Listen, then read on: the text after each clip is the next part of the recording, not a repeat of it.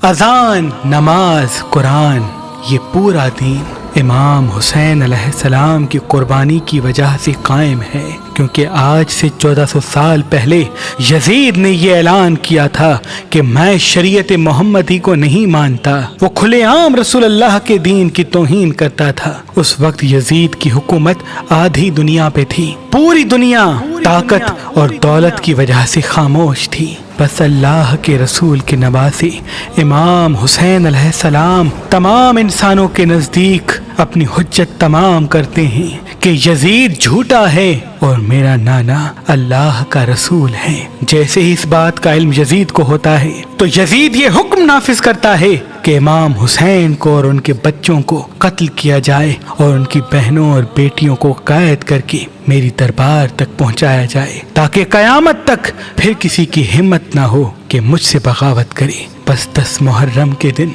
आपके पूरे खानदान को 3 दिन भूखा प्यासा रख के शहीद कर दिया जाता है। जब इमाम हुसैन के तमाम साथी शहीद हो जाते हैं, यहाँ तक कि 6 माह का मासूम अली असगर भी तीर खा के सो जाता है, तब आप आखिरी हुज्जत तमाम करने के लिए यजीद की फौज के सामने आते हैं और कहते हैं, ऐ लोगो, मैं वो हुसैन हूँ जिसको अल्लाह के रसूल कंधों पे उठाया करते थे। मैं वो हुसैन हूँ जिनको रसूल खुदा अपनी जबान चूसाया करते थे। जब जब मैं मस्जिद नबवी में आता तो हुजूर सल्लल्लाहु अलैहि वसल्लम मिंबर पे मुझे अपनी गोद में ले लेते थे और दुनिया को बताते थे कि ये हुसैन जन्नत के जवानों का सरदार है। ऐ लोगो, मैं तुम सबको पहचानता हूँ। तुम में से बहुत से लोग ऐसे हैं जिन्होंने ये मंजर खुद अपनी आंखों से देखा। क्यों मुझे कत्ल करना चाहते हो? मैंने तुम्हारा क्या बिगाड़ा है? मैं तो सिर्फ रसूल अल्लाह की नबूवत की गवाही दे रहा हूँ। यजीद के सिपाही कहते हैं कि यजीद तेरे बाप अली से नफरत करता है और हम यहाँ सब तुझसे तेरे बाप की दुश्मनी में लड़ने आए हैं, और हमें मालूम है कि जितना हम आले रसूल को तड़पाएंगे यजीद उतना ही बड़ा हमें इनाम देगा। बस उमर बिन साद कहता है, अब हुसैन की कोई बात ना सुनी जाए, जाओ हुसैन पे हमला करो। जो जो इमाम हुसैन के सामने आता वो फिन्नार होता जाता।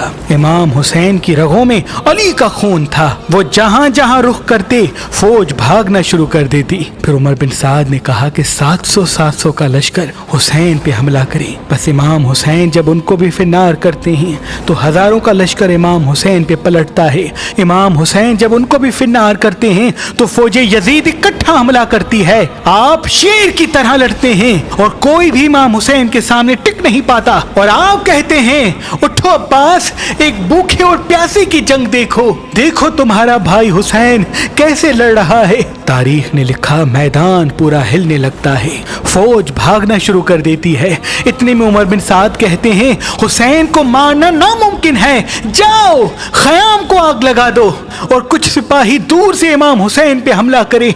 जब इमाम हुसैन खयाम की तरफ जाएं तो तमाम सिपाही तीर मारे, और जब मैदान की तरफ आए तो सिपाही खयाम की तरफ पलट जाएं। बस सिपाही इमाम हुसैन से दूर चले जाते हैं और दूर से तीर, नेज़े, भाले इमाम हुसैन की तरफ फेंकते हैं। जिसके पास मारने के लिए कुछ नहीं होता वो करबला की जमीन से पत्थर उठा के इमाम हुसैन को मारना चाहता है, और वहाँ कुछ जालिम खयाम को जला देते हैं। इमाम हुसैन कभी खयाम की तरफ जाते हैं, कभी मैदान की तरफ आते हैं। लाखों का लश्कर एक तरफ और बीबी फातिमा ज़हरा का बेटा एक तरफ। बस इतनी देर में आवाज़ गैब आती है कि ऐ हुसैन, तेरा अल्लाह तुझसे राजी हो गया। इमाम हुसैन तलवार को रोक लेते हैं और अल्लाह की इबादत में मसरूफ होते हैं और अल्लाह का शुक्र करते हैं। इतनी देर में आपकी पुश्त पे कोई जालिम वार करता है। आप घोड़े की जींद से जमीन को आते हैं। ये मंजर दूर से जैसे ही बीबी ज़ैनब ने देखा तो आप जमीन से कहती हैं, ऐ जमीन थोड़ी सी ऊपर हो जा ताकि मैं अपने भाई को देख सकूं, मेरा भाई घोड़े से गिर गया है।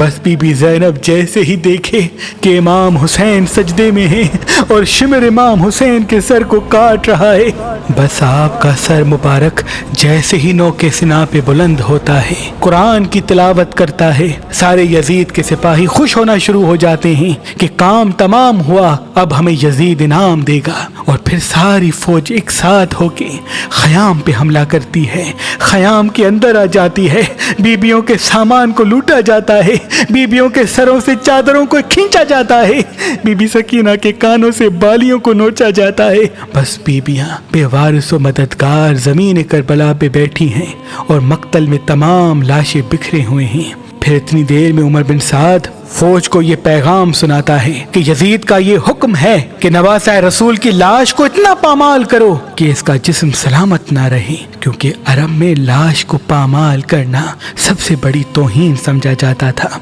जैसे ही ये बात हुई तो मुख्तलिफ कबाइल ये कहने लगे कि कासिम की माँ तो हमारे कबीले से है, हम जनाब कासिम की लाश पामाल होने नहीं देंगे। कोई कहता है अकबर की माँ तो हमारे कबीले से है, कोई कहता है जनाब अब्बास की माँ हमारे कबीले से है, कोई कहता है असगर की माँ हमारे कबीले से है। बस जनाब जॉन की लाश हटाई गई, जनाब हुर की लाश हटाई गई, हबीब इब्ने मज़ाहिर की लाश हटाई गई, करबला के तमाम शहीदों की लाश हटाई गई।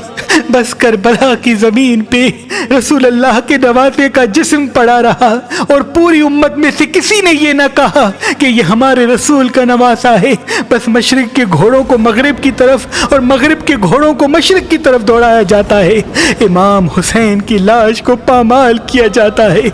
इमाम हुसैन का जिस्म जैसे ही पामाल होने लगता है तो आपके जिस्म के एक एक हिस्से से ये आवाज आती है कि ला इलाहा इल्लल्लाह मुहम्मदुर रसूलुल्लाह।